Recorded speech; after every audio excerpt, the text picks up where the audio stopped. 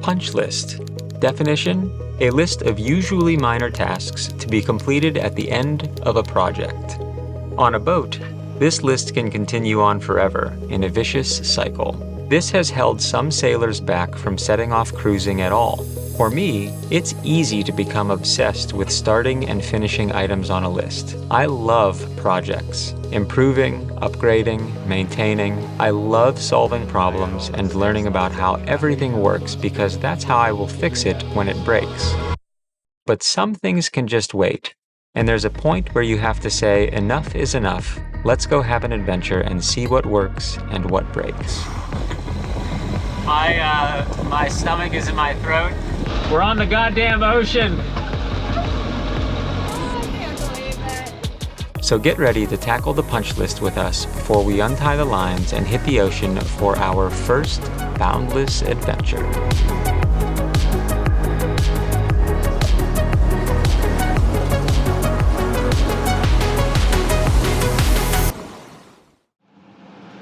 Today we are doing something that is very necessary for when you go and live on anchor.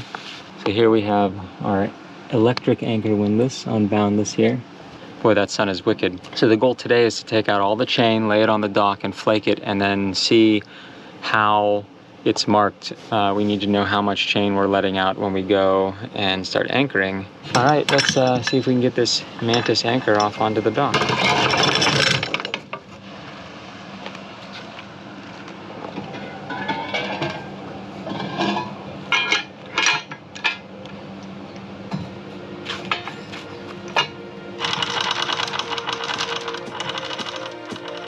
The anchor we have is a 65-pound Mantis M2, and after flaking the chain onto the dock, we learned that there is 300 feet of 3/8-inch chain, marked every 20 feet with different colors. Red for 0 to 100, green for 100 to 200, and yellow for 200 to 300.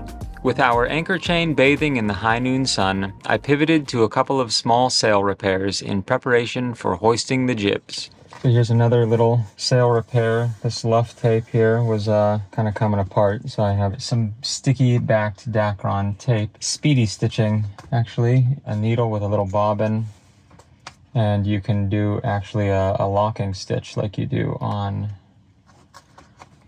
a sewing machine, but you have to do it manually. So it takes forever, but it does come in handy, especially when you don't want to get out the entire sewing machine. The needle pushes the thread through, and then I pull back, and it makes a loop, and then I put this end through the loop, and that's what makes the lock. And then I pull it, and see, there's the lock right there. So you pull that into the middle of the material, let the bobbin spin to push, to let thread out while you push the needle through. After I'm done with this, we can put the sails up. Yay! And my chin is sweating. Yeah, I'm gonna turn on the fan now. Okay? Okay. Okay. Go ahead.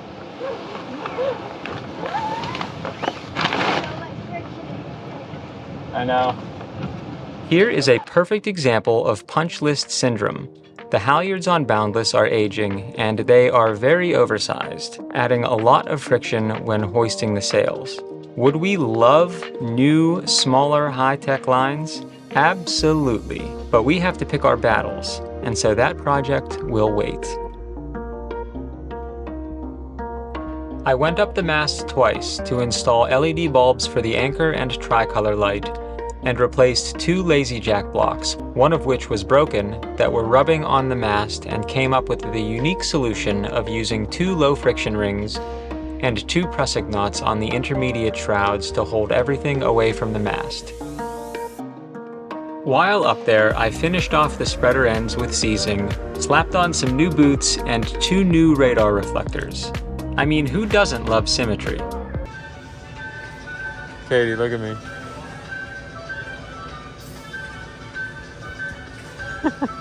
This is the most food we've ever bought, I think. Go ahead. We got like 4 tons of stuff we did last time, and we only paid $200 more. It was $575 last time. That was $775. Why was it so expensive last time, you think? Cheers to having That was a, stocked up boat. yeah, we are provisioned now.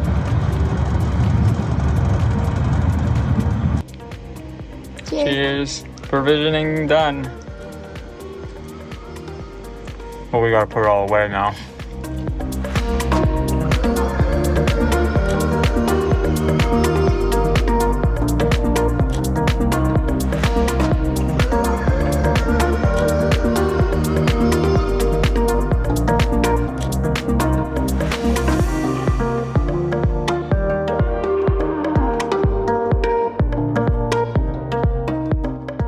Action. Hey everybody, we just finished putting away the biggest non-perishable food storage run that we've ever had. I think 2 full grocery carts, right? Mm-hmm. So we have quite a few things that we bought. Dry things, grains, beans, pasta sauces, tomatoes, snacks, condiments, peanut butter, tuna, like cans of tuna, olive oil, a couple gallons of olive oil. We did good. I didn't expect this morning. It was raining, and instead of doing other things, we were like, let's go. Let's go. There she is. Now I have some interview calls. Feels good to finally be preparing to leave the marina and the associated costs behind. Yeah. So since we changed out all the standing rigging, I've spent the last couple of days tuning the rig, and at the dockside we got to take it sailing to finalize it. That's basically just pre-tensioning all of the shrouds and the backstay and the forestays.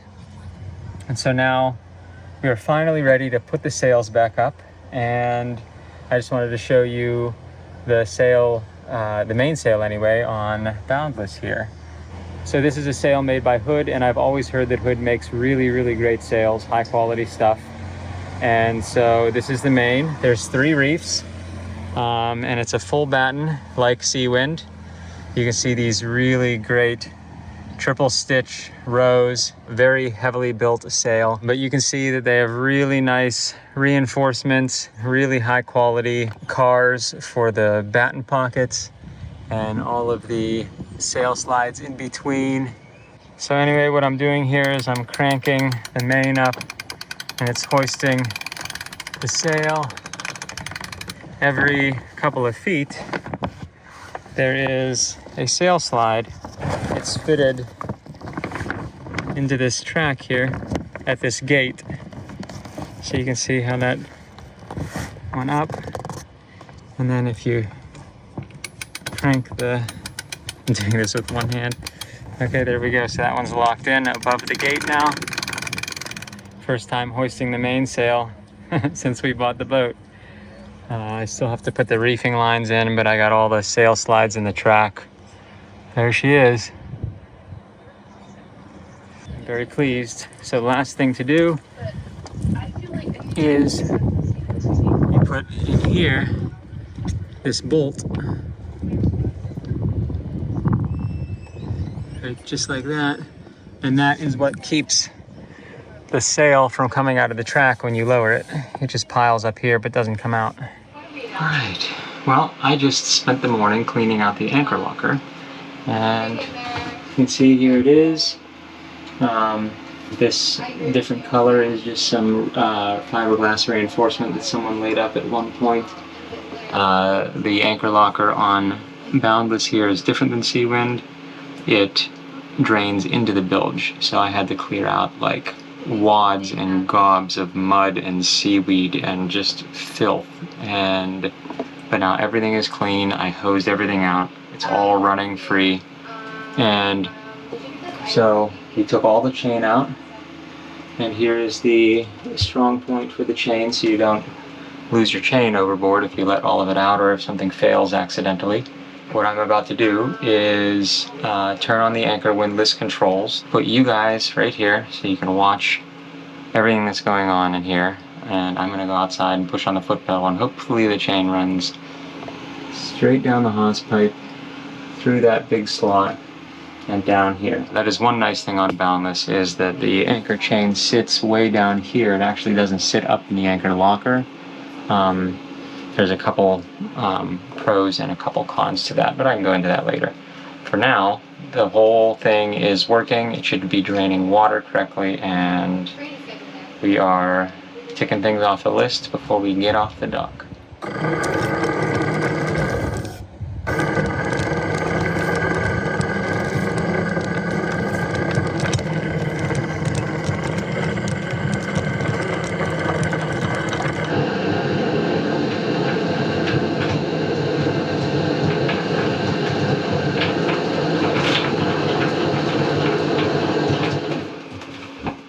Okay.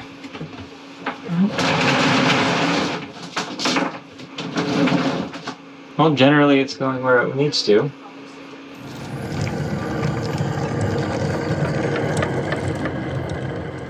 A new button to get used to. The Anchor windlass is a Lighthouse 1501, and it is electric on the way up, but manual on the way down using a clutch like the windlass on Seawind.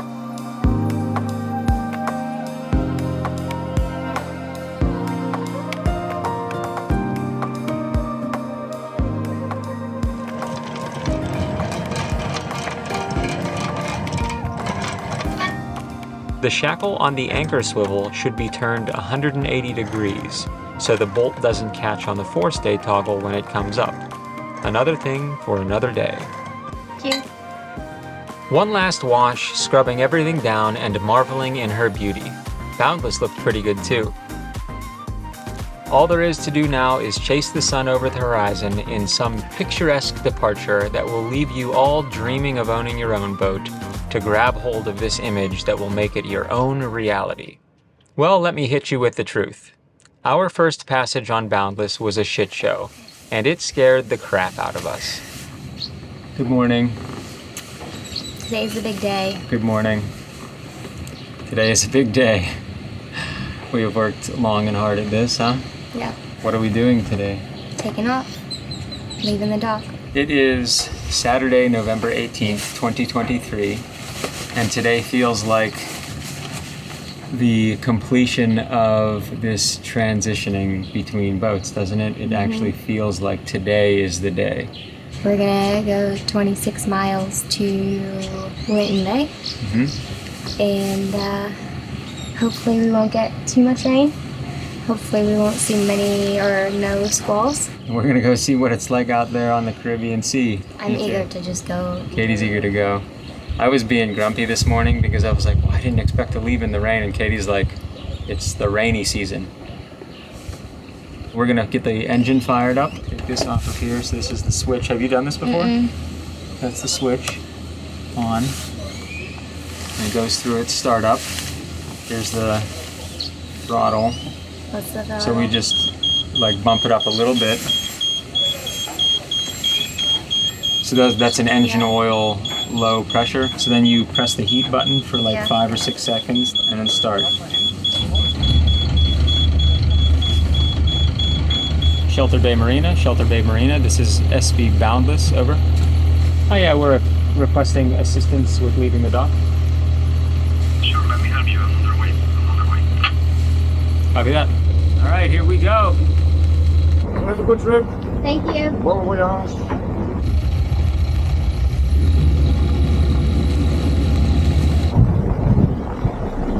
See you there. See you. You're clear. Sometimes you just have to go, even if the sideways rain and ominous clouds make the beginning of this adventure feel more scary than exciting. Our last stop was the fuel dock to top up on diesel, and Daryl, the dockmaster at Shelter Bay, rode his bike from our dock to the fuel dock to give us a hand. I think he could feel it too. Our nerves were palpable.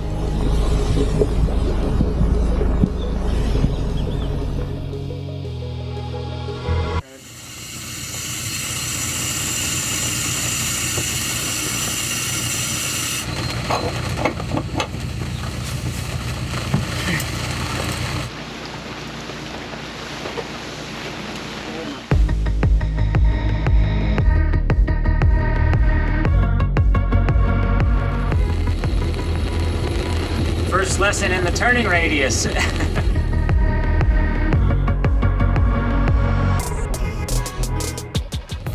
in the rain. Wow. And although we were excited, the squalls around us and the feeling of being alone out on the ocean, even if it was just a small hop down the coast, made us feel very small. It was like we were doing this for the very first time. Forget any of the experience we had on Seawind or any other boat. Our emotions got the better of us as we lined up with the channel and felt the swell starting to push the boat around. How you feeling, Parker? My stomach is in my throat. We're doing it. This is so foreign to us.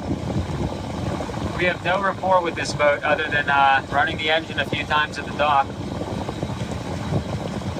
The Caribbean Sea.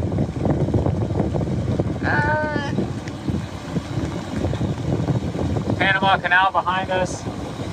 This is an anchorage for freighters. We have a clear shot. We called on channel 12 to ask permission to exit because we're crossing traffic lanes right now. Starting to feel the swell. Starting to feel, yeah. Signing off for now. We're on the goddamn ocean. Oh, I can't believe it. I'm like semi-seasick, but not, like, but nervous, but like, I'm like, oh my gosh, yay, I'm seasick. But then, I'm like, oh shit, I'm seasick. I really don't feel that bad. It's more just like this, like, adrenaline rush, you know? It's the nerves, people. I just went down and checked the bilge. I'm sorry I'm not filming like all of this, but like, it's all I can do to keep my wits about me. It's overwhelming. Anyway, I just opened the engine compartment and looked down at the bilge and everything is dry. There's no water coming in. Katie did a round, looked in the bathroom and everything. Everything was fine. Big swells. Big swells. It's like you get those one or two after a while, you know? I can't believe we have this boat. I can't believe we're doing this. I know. It's gonna take a bit to get our sea legs again. I think for me the biggest fear about today is like I have no rapport with any of these systems. I think I said that once before, but like I don't have any rapport with the engine. I don't know. I'm just trusting it fully. Like we've literally submitted to this boat keeping us safe, right? And that is terrifying. We spent 6 years doing day sails on Seawind. Now we're on this boat and it's like we just set off into the Caribbean Sea and it's raining and it's overcast and there's some wind and waves and it is really overwhelming. But if we don't puke today, that'll be a win. It's like 8 months without sailing and then you get back on and it's like you have wind chop and swell. We didn't put any sails up because, to be honest, we were just overwhelmed and we're just trying to get a little bit of a rapport with this engine and the autopilot. We just put the autopilot on and the motion. And where we are, and all the barges.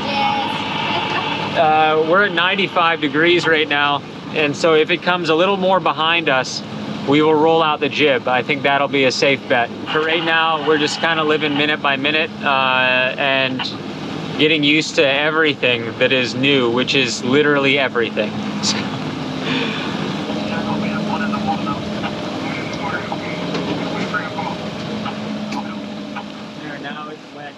So you're probably wondering what happened between then and when we got to the Linton Bay Marina when we were pulling in. And I am here to tell you that a lot happened. So between that point and pulling into the marina, I puked almost the whole way into the marina, over the side, holding on for dear life. Fortunately for you, we didn't film any of my seasickness overboard.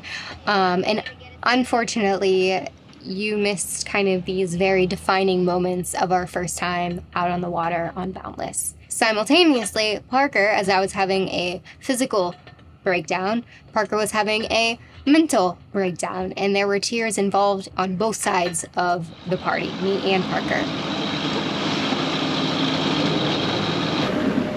As we were pulling into the marina, all I could remember was just extreme gratitude for the fact that there was no longer swell, right? The boat was stable, and almost immediately my seasickness went away, except for the fact that I was exhausted and my stomach hurt from vomiting. What I saw in Parker was also relief that we were pulling into the dock, but this nervousness about, did we make the right decision buying Boundless?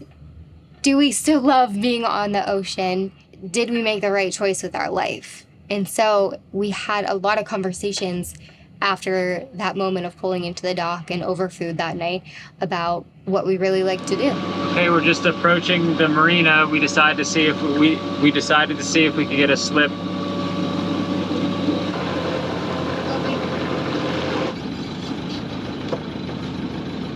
Driving our new boat that is 10 feet longer than Seawind into a foreign marina for the first time was also terrifying. It was very unclear as to which dock we were at. There was a lot of stuff going on. There were pangas going by, and the marina was pretty busy. When I couldn't see anyone waving us down to a dock, I decided to do the only thing that I thought was safest, and there was a very big spot available at the end of a T-dock, and I just took that opportunity and just pulled over. Then I finally saw the people over at the dock that we were supposed to be at, so we backed off that slip and went over to our assigned slip. And once we got tied off on that dock, we both breathed a sigh of relief.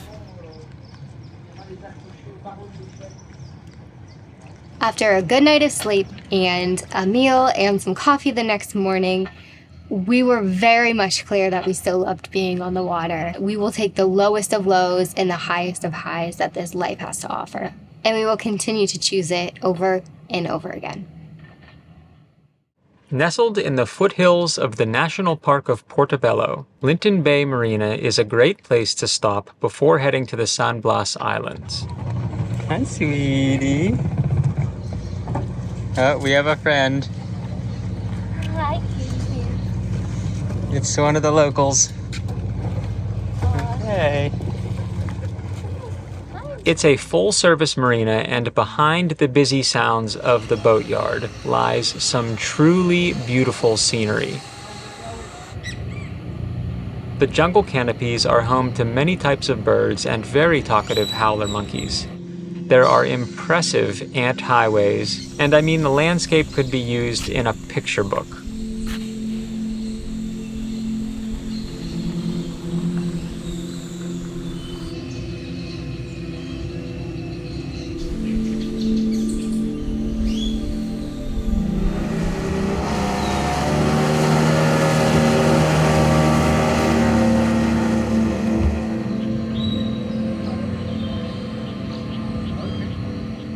People everywhere are working on their own boats, solving problems and overcoming their own worries and fears.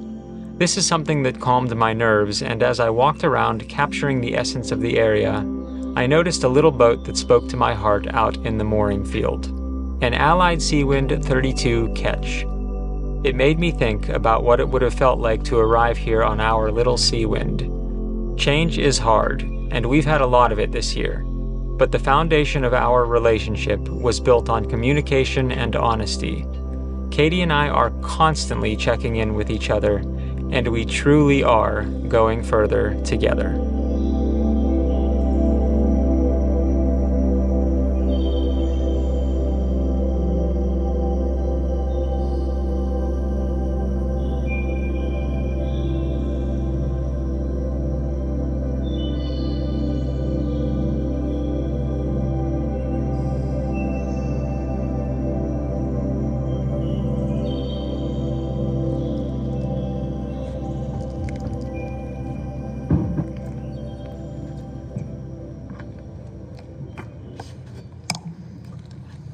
You can definitely see this is where the water is coming in. It's just soaked here.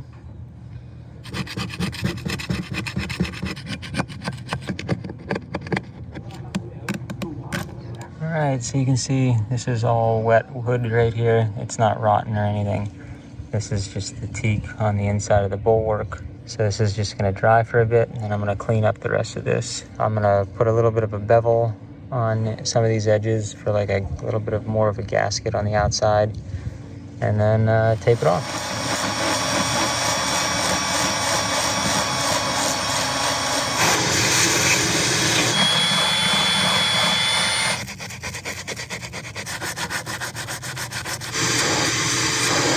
Okay, so this is a very, very interesting thing that you don't get to see too often.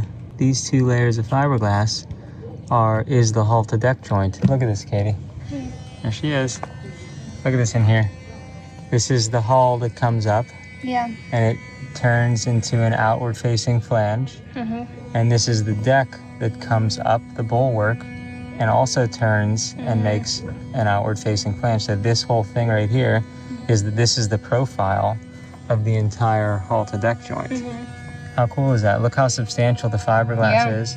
And so everything is screwed into that. And I believe there's nuts and stuff on the back side of these. But yeah, look how nice it dried out and everything. So this is like a filler piece of wood, and then this is the finished bulwark on the top and bottom, these two corner pieces right here. I mean, look at the build quality. It's like incredible. Yeah. And she's doing some laundry.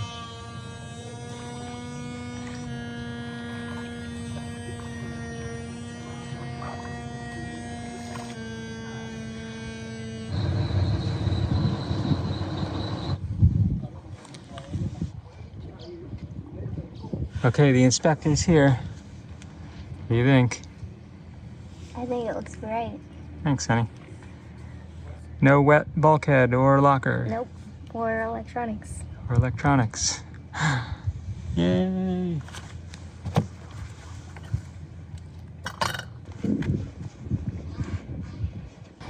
We had some beets that were going too soft, and I'm not a huge fan of cooked beets.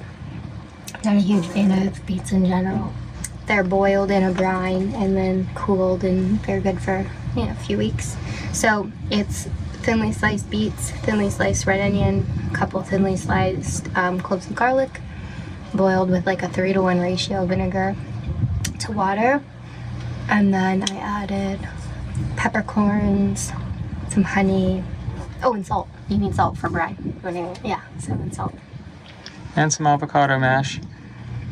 And some Swiss cheese. And watermelon I cut this morning. And watermelon. And crackers.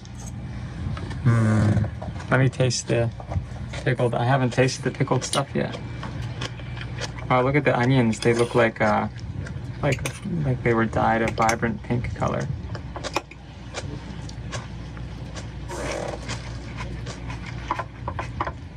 Oh, that is really good.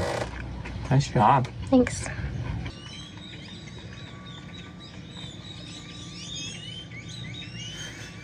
Katie, you found a friend this morning.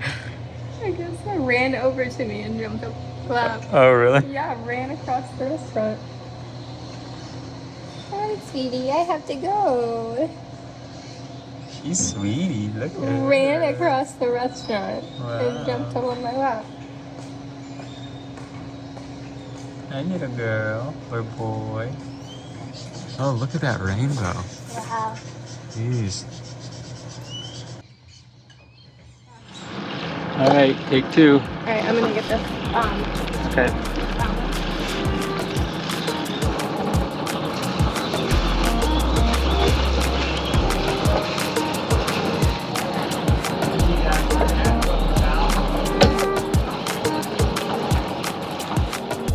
As you adapt to change, the beautiful moments start to outshine the tough ones.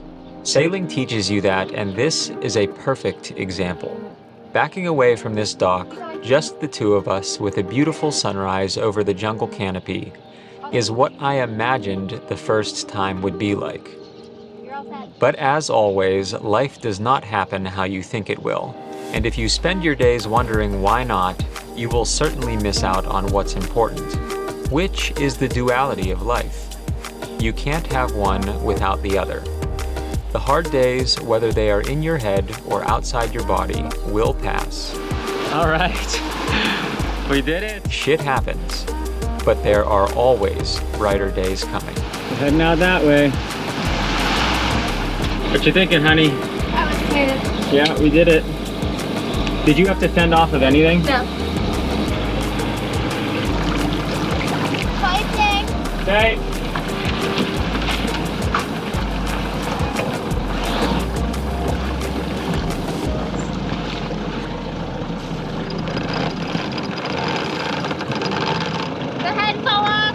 Okay, I'm falling off to starboard. That was super hard for me. It's a bigger sail, longer track. I was still able to do it, which I wanted to see if I could do it. I did it, about a third by hand and the rest I had to crank by winch. Yeah, so I would say that's a success. We have a sail up.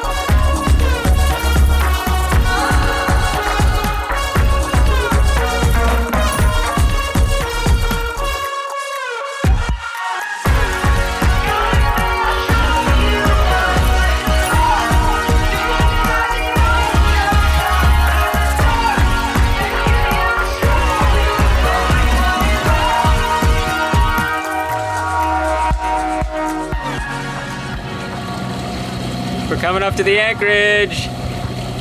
Well, not really. We have 7 miles to go. Yeah, 6.8. But we have just come up to our first set of islands in San Blas.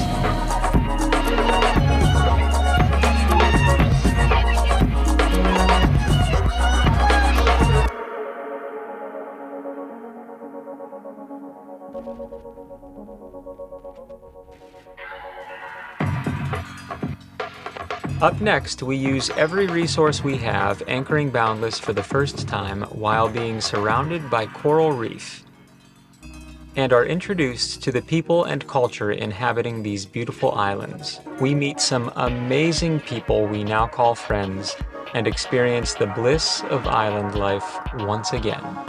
You won't want to miss it.